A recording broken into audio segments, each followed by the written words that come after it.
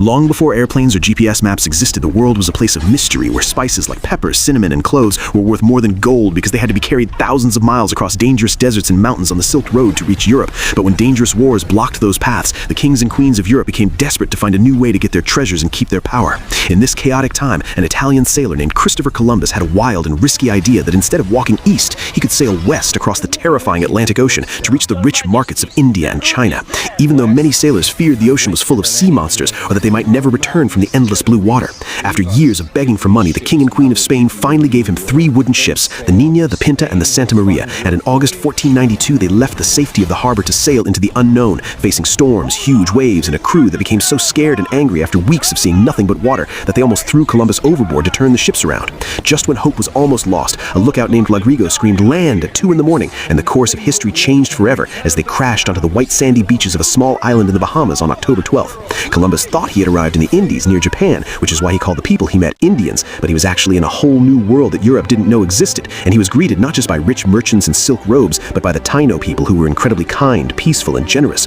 The Taino swam out to the big strange ships to offer gifts like colorful parrots, balls of cotton, and strange dried leaves that we now know as tobacco, treating the tired and smelly sailors like visitors from the sky because they had never seen huge ships or men with beards and metal armor before. However, the story takes a very dark and thrilling turn because Columbus didn't just want to make friends. His eyes immediately locked onto the small gold ornaments the Taino people wore in their noses and ears, and his mission quickly switched from exploration to a hungry greed for treasure. He wrote in his diary that these gentle people would make easy servants because they didn't have swords or guns, and instead of respecting their home, he planted a flag in the sand and claimed the island for Spain, completely ignoring that thousands of people already lived there happily. Columbus sailed around looking for the golden cities he had promised the king, but he only found more islands, and after crashing his biggest ship, the Santa Maria, on a reef, he used the wood to build a fort and left 39 of his men behind while he raced back to Spain to show off the gold parrots and even kidnapped Taino people he had taken as trophies. When he returned the next year with a massive fleet of 17 ships and over 1,000 soldiers, he found that his men had been killed because they had been mean and hurtful to the locals, which started a terrible war where the Spanish used horses, attack dogs, and loud guns to hurt the Taino people